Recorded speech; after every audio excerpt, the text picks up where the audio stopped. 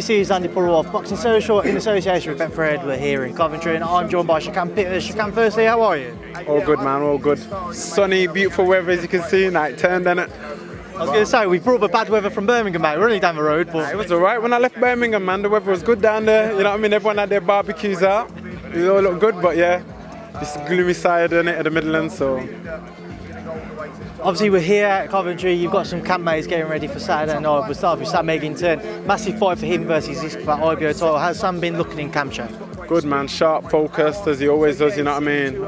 A lot of things, what he's doing is coming off well in the gym. His spars are good. He's getting in good rounds and doing his thing. I expect it from him to be a good dominant performance and bring that title home. Obviously, there's always question marks, or there has been rather, question marks about the legitimacy of the IBO title. For you, Shaq, if he wins that title, do you class him then as a world champion? It's a world title, man, of course. Like many other great fighters have won these world titles. Many other fighters hold these titles, so why not? It's all a world title, you know what I'm saying? You can't discredit anyone who's heading towards any government body or whatever it may be. You got the title of a world champion. You call yourself a world champion. This ain't like, it's professional boxing. This ain't no secondary style boxing. So at the end of the day, he's done things his way to get that, and hopefully he brings that back. And then you can expand on it from there and, go on to other titles. I spoke to Sam earlier and you kind of played it down, but he's mentioned in his career, it feels like he hasn't had the rub of a green if the fight has gone the distance. Going into Saturday night, do you feel like that's going to play on his mind if he was to go to the scorecards, that the judges might not favour him? I'm not sure, because you don't know what judges are, who are going to be there, what kind of style of boxing they like. Sam's a pretty much rough and ready fighter, but he has got skill at times to show that he can evade punches or whatever, but it all depends what the judges see from their angle. I can't really comment on that, you know what I mean? But regardless, I hope even for him, he knocks him out in the first round. That would be good, innit, for everyone. And he carries on, but ideally, obviously his opponent's also, got a decent record. He's a decent fighter himself, and I'm sure he's gonna come and bring it, because he's got his own aspirations, obviously, I'm sure, to be a world champion. So it should be a good fight, but I believe Sam does it. So you got Corey Gibbs as well. How's Corey been looking? Corey's always looking good. You know what? He's probably one man in our gym, man. He beats me, man, when it comes to our running, our track and all that. But with those legs, mate, how long your legs? You know what it is? Nah. When it comes over a mad distance, like you have like he's good. He's a good runner. He should do. I always say he should do. What's it called? Yeah, he should do like the long, county running or something. He should do that, because he's a really good runner. I'm a good runner as well, but he's a good runner as well. He's one of those, but we'll see. So I take it you're beating him over the short sprints? Depends. I'm more of a long distance runner, but I can run like that as well. But it all depends. But I am 6'6", you know what I mean? My legs travel a lot longer, so. Shaq, let's just come on to yourself. And we saw the British Boxing Board of Control put out the latest circular ordering Azeez to defend his title against yourself. Just firstly, your reaction to what that news was. Yeah, good fight. Obviously, these are the kind of fights I want to be in.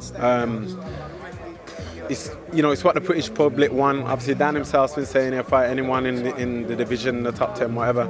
And yeah, man, we'll get it on. Obviously, I know it's going into Perth with July the 12th. Seeing obviously Ben and that here now, they're just like, oh, we asked him straight up, I'm like, when's the date and that? They're like, oh, they don't know what they're gonna do. You know what I mean? Just all hit and miss with a lot of things. So obviously I'll just do what I've got to do anyway. I've been alert to these kind of things where people play games in boxing. So for me, I just focus on myself and do me. And hopefully we'll have something solid after July the 12th. How do you actually see this situation unfolding then, Shaq, between yourself and Dan? Are you confident you will share the ring with him next? Because I know for a while you've wanted some solid kind of concrete news as to where your career was going to head. So are you confident yourself and Dan will share the ring next? I don't know, I respect Dan as a fighter. I've just obviously asked his promoter like what's going on kind of thing, but he's unsure with things, what's going on, that's the truth. So I don't know. I only, from my side, I'll share the ring with any of these guys as long as it makes sense in my career. I don't know what's his plans, what he wants to do. Like I said, we're only going to find out more after July the 12th. But until then, I'm sure he's focusing on training or whatever he's doing. I'm focusing on my training and doing what I've got to do. I spoke to Dan. He's probably about a week and a half, maybe 2 weeks ago, about this fight, and he said, and he said to me he wanted to. He wasn't going to vacate. He was going to have this fight. What are your thoughts on Dan as a fighter? You know, if you two share a ring, how does this play? Ben, do you want to jump in? The Dan Azeez fight with Shakan, what's the latest? I think it's happening. I think it's happening in September, to be honest. Dan's been out sparring better BF and having a bit of a time out there, and I've known Shakan. When was it? He was in my second tournament, second show I ever did, 2018. So he comes full circle, and it'd be nice to see that fight. Does he go to purse bids, or will a deal be agreed beforehand? I'm pretty sure a deal will be agreed, yeah. There you go, Shaq. That's the answer you wanted. He's a man, and he's got all the answers. I'm just here, I'm here being a fan. Some other fighters are fighting on this good show, obviously, this weekend. But for me, it's a good fight, man. Why not? Let's make it happen. It's not even, like I said, I've always said, I'll fight anyone in this division, as long as there's there's something for me going forward in my division. I don't want to go backwards. I want to go forward, and I'm sure that's the same for Dan. I'm sure his promoter wants that for Dan as well, and let's make it happen, man. Ben, how exciting of a fight can that be?